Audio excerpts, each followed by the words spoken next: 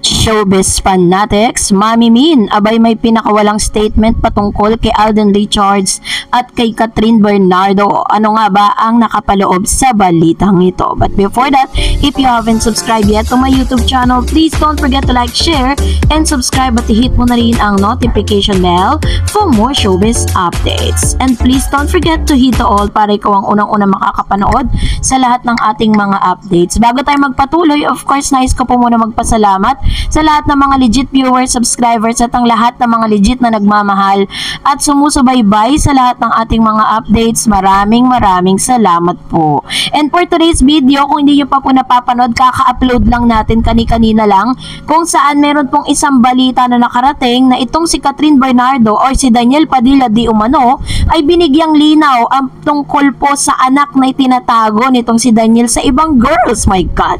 So panoorin nyo po yan sa ating channel.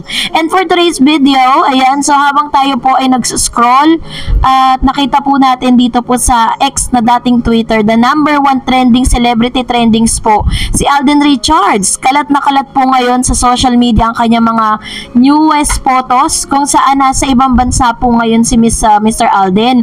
Naspatan po siya na nasa airport, papunta po ng somewhere outside the country, 'di ba? Kung saan meron po siya dong show. Akala po ng lahat pupunta na siya ng Canada para po sa taping nila ng Hello Love Goodbye. Pero according po sa ilan na ito pong si Alden Richards ay meron po siyang international show.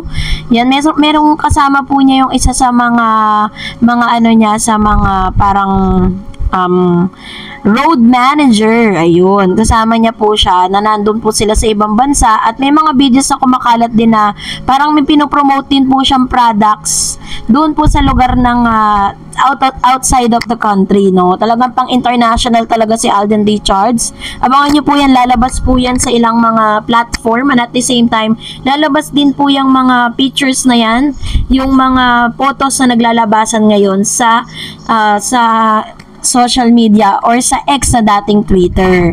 Pero ngayon nga, ito pag-usapan natin kasi pagkatapos pong umamin ni Catherine Bernardo na ang kanila pong relasyon ngayon, no?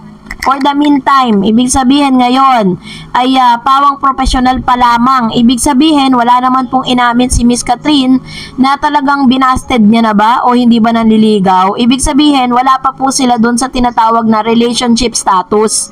Nasa professional status pa lang sila. Which means, possible na nanliligaw na si Mr. Alden Richards sa kanya ngayon pero hindi niya pa po sinasagot. Parang ganun, 'di ba? Kasi sabi nga po ni Catherine Bernardo, 'di ba, na i-share niya yung kanyang life updates sa single lady. Sabi niya, no looking back, only moving forward. Catherine Bernardo is embracing a new chapter in her life as a single lady which she described as a time to move forward without looking back. The actress took her Instagram account to share glimpse of life so far where she spent quality time with her loved ones by enjoying a trip to the beach and enjoying tequila, appreciation posts for little things that have been making me smile the past few weeks. No looking back, only moving forward, she said in the caption. So, ito po yung ilan sa mga post po ni Miss Catherine noon no, habang siya po ay nasa moving forward, pero inamin din naman po ng company ni Catherine Bernardo na nandun pa rin po sila sa tinatawag na healing process kung saan kasama niya po ang kanyang pamilya. Although naiispatan natin si Mr. Alden Richards na kadalasan ay naroroon sa mga special occasion ng kanyang buhay, but still ay inaalaw naman ni Catherine Bernardo na kung meron man daw di umanong pumasok sa buhay niya ngayon ay tatanggapin niya, no? Pero hindi pa para pumasok siya sa isang seryosong relasyon. Let's wait and see, wag nating madaliin ang lahat ng bagay. Darating din po tayo sa pagkakataon na gustong-gusto ng ilang mga fanay. Wag po natin masyadong diktahan ng puso ng isang Catherine Bernardo na labis na nasaktan at nadurog for half of his life. Biruin mo isang dekada mong kasama and all of a sudden biglang darating pala kayo sa punto ng buhay ninyo na maghihiwalay pa kayo, 'di ba? Pero ito nga, nakakaloka din ang ilan sa mga revelasyon na naglalabasan ngayon kasi napabalita din na ito daw si Alden Richards ay bet na bet ni Mami Min. Yun po kasi yung balita ng ilang mga showbiz insiders na parang lahat ng karakter na hinahanap ng pamilya ni Miss Catherine Bernardo sa isang lalaki ay nakikita po nila with Alden Richards, na bagay na ikinatuwa ng ilang mga Katden fans na kumbaga parang eto na siya na parang for the longest time ay binigyan nila ng pagpapahalaga yung relationship ng Katniel, but this time sila naman po ang pagbigyan sana, no? So meron po kasi kumakalat na quote card.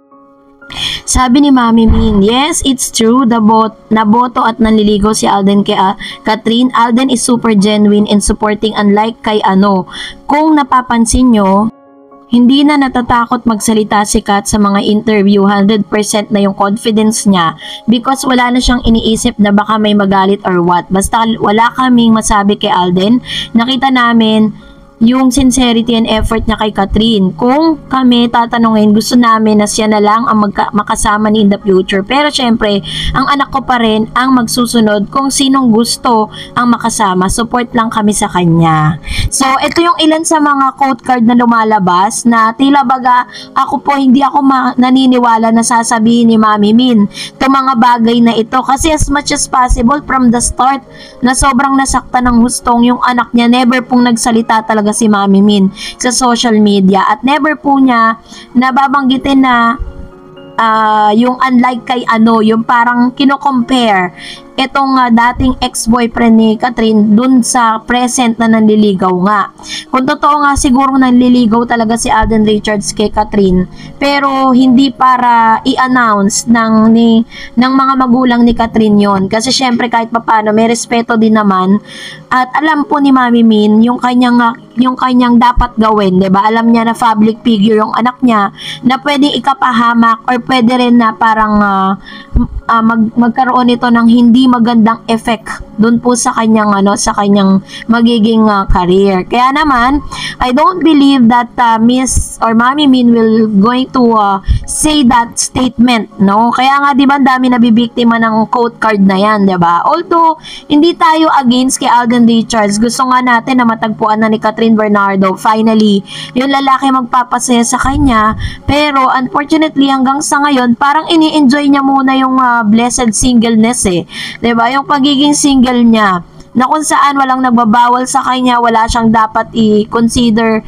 sa pagsusot ng ganito, sa pagsasalita ng ganito, sa paggawa ng mga bagay na gusto niya. Ngayon niya palang ini-enjoy lahat yon. Kaya let's be thankful kasi may mga social media na nasusubaybayan natin yung kanilang mga buhay. So kayo po, ano pong saloobin ninyo patungkol dito? Comment down below. And that's it for today. For more videos and updates, please don't forget to like and subscribe, and please don't forget to follow my Facebook page, Dar Eds TV. God bless everyone!